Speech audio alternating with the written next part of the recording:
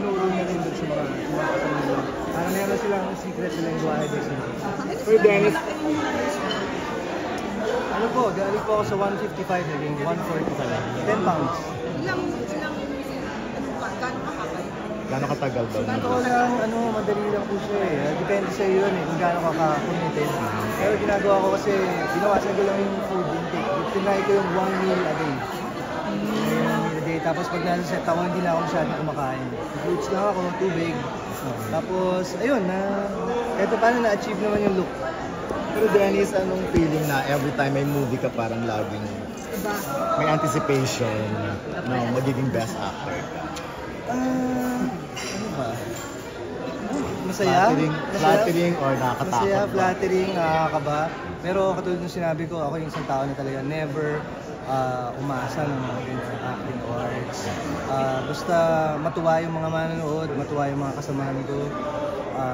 Lalo na yung mga tao nagtiwala sa akin. Feeling ko, ano na yun, award na yun para sa akin. Winner na yung pakiramdam ko katulad ng sinabi ko kanina.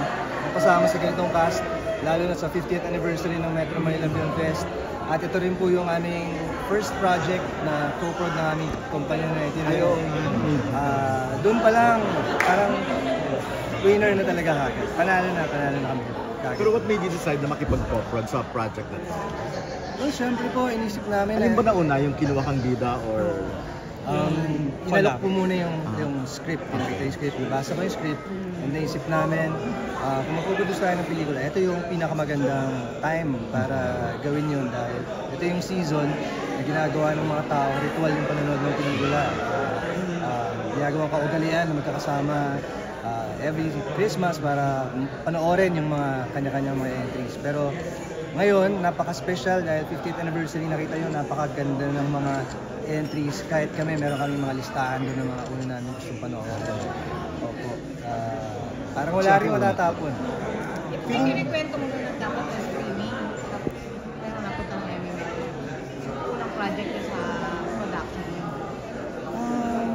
Severino ata yun eh. Baka ibang project ko yata yun. Pero next year pa. So, mahirap bang maging producer? Ano mo hiniwala yung sarili mo as artista and producer? Well, medyo mahirap sa umpisa dahil nagsisimula pala kami marami kailangan.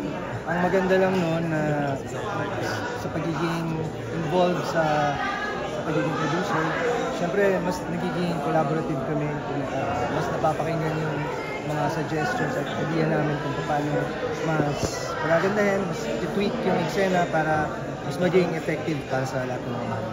Anong reaction ni Jen nung napanood niya yung trailer, kasali ka dito sa MMF? Sobrang proud din siya, excited na siya sa premiere night, makakasama natin siya doon.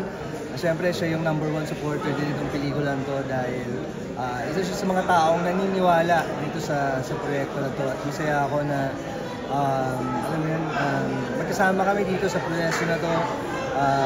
Nagtutulungan kami kahit hindi siya kasama dito sa pelikula. Ramdam ko yung suporta na binibigay niya dahil pinaniniwalaan niya itong Bilang Opo. Pupunta ba siya na net as a producer? Nung time na yun, parang hindi siya nakabisita dahil ako lagi nag-update sa kanya. So, hindi na naman kailangan pumunta. Pero sa mga meetings, lagi siyang present. Mahigpit ba siya sa budget? Si Jenny din as producer? Oo, magaling siyang mag-handle ng pera. Yun yung pinakamaganda. Mayaambag niya rin dito. Siya talaga yung nag-iisip para sa mga budget. Lalo na, hindi lang dito sa pelikula to, kundi sa tahanan namin, sa bahay, talagang napakagaling niya talaga. So, nagamit niya yung talent niya dito. Kasi grabe yung mga Excel. Part din na sila na hirapan challenge. Alam niyo po, yung isang look ko doon na preso, 3 hours ginagawa yung itsura. Kasi may mga prosthetics pa yan, may balbas. Kasi galing ako sa pulang araw, so clean shaven ako doon. So pagdating dito sa talagang kailangan kong dumihan, yung prosthetics, yung wig, lagi ko siya inaayos para magmukhang natural at Wig lang yun. Oo, talaga yun. Dennis, bilang producer. Kasi talaga umarte. Ano yung proseso mo talaga? Saan galing niya? Sino ba iniisip mo before doing the Ako po, siguro yung pagpapahalaga dun sa trabaho, yung pagpapahalaga dun sa tiwalang binigay ng mga tao sa'yo. yung pag-realize na napakalaking proyekto yung mga nakasalalay sa aming mga artista. Doon pa lang, parang pag naiisip mo yun, talagang walang reason para magkamali. Kailangan talaga pagbutihin talaga. Ibigay mo yung best mo dahil yun lang yung sukling may bibigay mo para dun sa tiwalang binigay nila, di ba? Kasi mahalagang kwento to na pinagkakatiwala nila sa'yo at ikaw yung bubuhay dun sa mga character para isalaysay at ituro dun sa mga tao yung mga lessons na natututunan nila. One word. Sabi ni Michael De Mesa, may magic ka raw. Reaction ko doon, hindi ko alam kasi ano matagal ko na kilala si Direct Mike, kilala ko yung mga anak niya, mga kaibigan ko. And para madalas sinasabi niya yun, sa amin lang, pero para sabihin dito sa harap ng maraming tao, kaya pinipigilan ko yung ano ko kanina, talaga na nagiging emotional na rin ako habang pinakikinggan ko. Sinabi niya yun kasi after mapanood yung full trailer, nakita ko binulungan ka niya. Right after nung full trailer. Yun nga So yun. parang naano siya. Yun nga po yun. At syempre galing sa kanya na isang batikang artista na talagang nasubaybayan ko rin yung career. Malaking bagay yun para sa akin, para mas seryosohin pa, mas ma-inspire pa sa mga susunod na proyekto. Dennis, bilang... Internalize ka ba sa... Kasi yung role mo dito, ikaw ngayon yung ina-appreciate ka. 8-5 na yun. Nakapag-internalize ka ba sa ginagawa mo sa Pulang Araw sa mga ina-appeal nyo naman ng Grabe. Oo naman. Actually, yung pag-internalize, naging madali na lang dahil pag nabasa mo yung script, napaka-masterful yung pagkasulat na mararamdaman mo kaagad siya na hindi na kailangan masyadong mag-internalize. Napakaganda ng mga choice of words na ginamit. Yung timpla ng buong kwento, yung kwento ng bawat characters, talagang susundan mo talaga sila and hihintayin mo kung ano talagang mangyayari dito sa mga tao to, ano yung kahahantungan ng mga kwento nila. Dennis, bilang actor. Malapit na kasi magtapos. Magkakaroon ba ng redeeming factor naman yung character mo o talagang up to the end napakasama ni Saito? Hindi ko alam kung Nag-last taping din. nag-last taping na po kami last hapon, nagawa na namin yung mga eksena, yung final scene ko na shoot na namin. And Hindi mo pwedeng sabihin. Bawal. hindi. Pero how do you feel being parang the most hated on Netflix? Well, dun sa makakapanood ng ending, matutuwa kayo dun sa mangyayari. Ay, sa talaga. So matatapos Para na. nakapaghiganti ang lahat. May mararamdaman kayong ganun, may mararamdaman kayong satisfaction na matagal nyo nang gustong mangyari dito sa character. Dahil iba namang ibang klaseng kahayupan dito. Grabe si Yuta.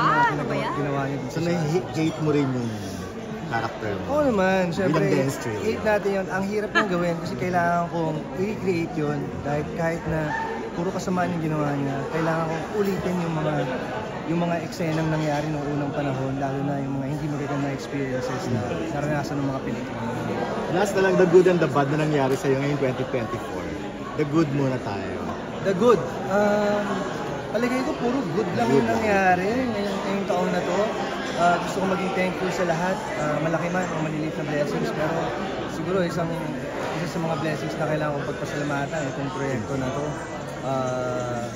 Napaka-special niya para sa amin, talagang pinaniniwalaan namin siya. Ang hirap maging hindi emotional na first time namin napanood yung trailer. First time mo napanood na First nila? time, Ganda. oo. Ano ba yung basta, Describe. yung ma-explain. May next project na yung production. Oo nga. I'm sure. Meron po, pero next year po. Anong solo na on? Collab pa? Walang pa rin po. Dennis, bilang actor at bilang producer, tawag dito, anong gusto mo? Blockbuster or Best Actor maraming award dito sa Green Bones? Actor and being a producer. May award ka na. Ayaw nga, may mga awards na tayo. So for a change, gawin naman natin box office naman. Alam mo, suntok sa buwan yun, pero sana dahil napakalaki ng tiwala namin sa proyekto na to, sana magkataon. Thank you.